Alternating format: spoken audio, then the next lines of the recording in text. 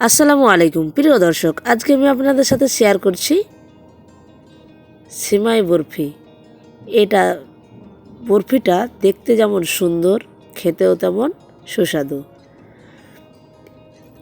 খুব সামান্য উপকরণ দিয়ে এটি তৈরি করেছি, আপনারা চাইলে বাড়িতে এটি তৈরি করতে পারেন।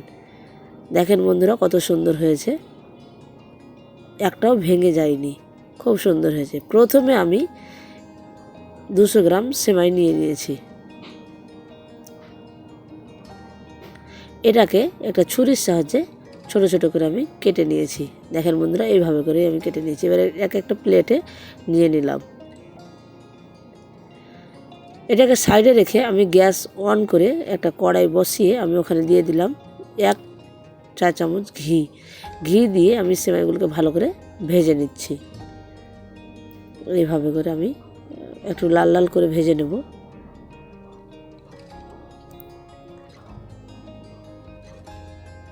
এইভাবে করে কিন্তু আমি ভেজে নিচ্ছি।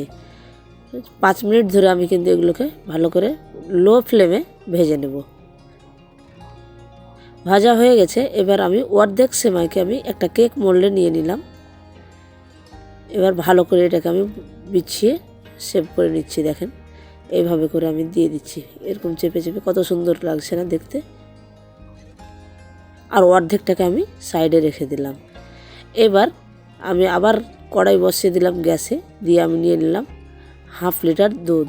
আমি এখানে ফুল ক্রিম দুধটা নিয়েছি, আপনারা চাইলে গরুর দুধও ব্যবহার করতে পারেন। আর সাথে দিয়ে দিলাম আমি 1/2 কাপ গুঁড়ো দুধ। দিয়ে এটাকে ভালো করে আমি নেড়ে চেড়ে মিশিয়ে নিচ্ছি।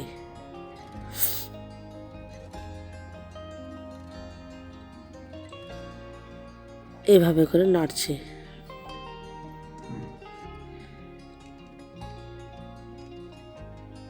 এইবার এতে দিয়ে দেবো আমি কাস্টার্ড পাউডার। আমি ঠান্ডা করা দুধে এটা ভিজিয়ে রেখেছিলাম, গুলে রেখেছিলাম। এটাকে আমি দিয়ে দিলাম। দিয়ে আবার আমি ভালো করে আবার মিশিয়ে নিচ্ছি।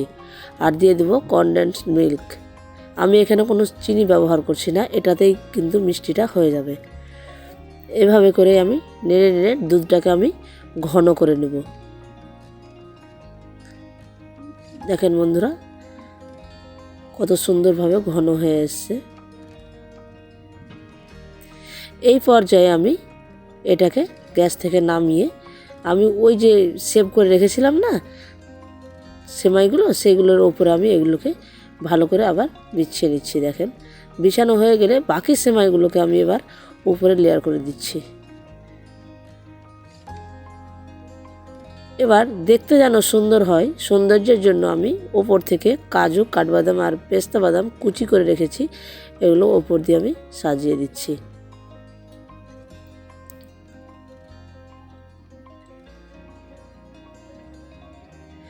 দেখেন বন্ধুরা, কত সুন্দর হয়েছে। এই রেসিপিটা একবার হলে বাড়িতে ট্রাই করে দেখবেন, খুব সুন্দর হবে। আর খেতেও কিন্তু খুব সুস্বাদু, আর দেখতেও কিন্তু খুব সুন্দর। প্রিয় দর্শক, আমার চ্যানেল নতুন হয়ে থাকলে সাবস্ক্রাইব করার অনুরোধ রইল। আর অবশ্যই আমার ফিডব্যাকটা জানাবেন।